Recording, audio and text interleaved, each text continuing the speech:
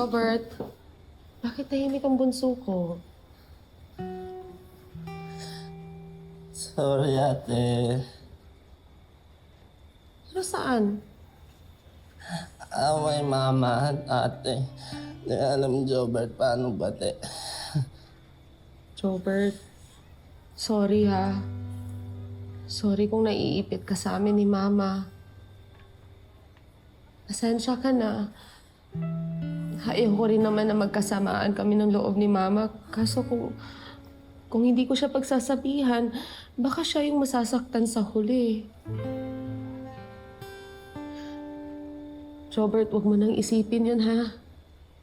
Ang importante, gigugmat ikaw.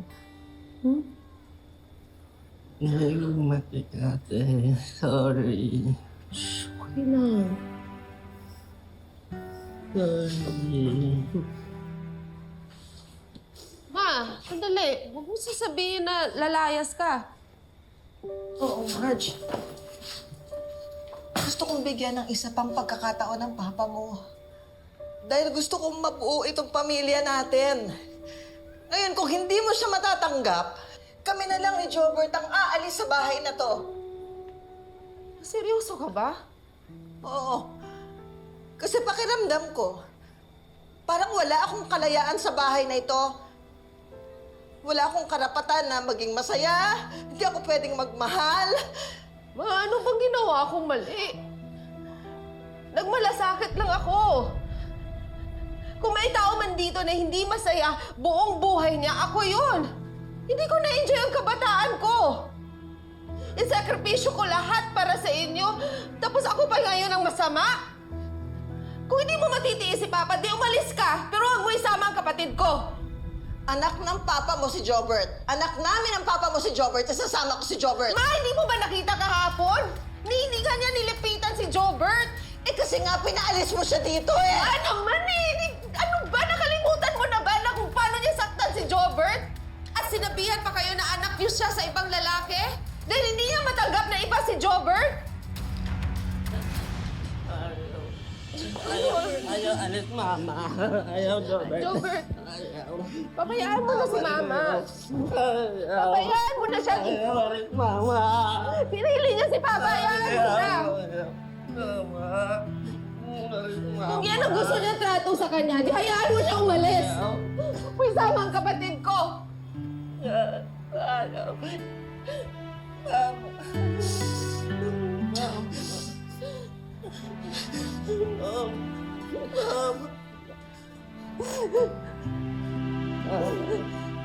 No, pwede ko lang.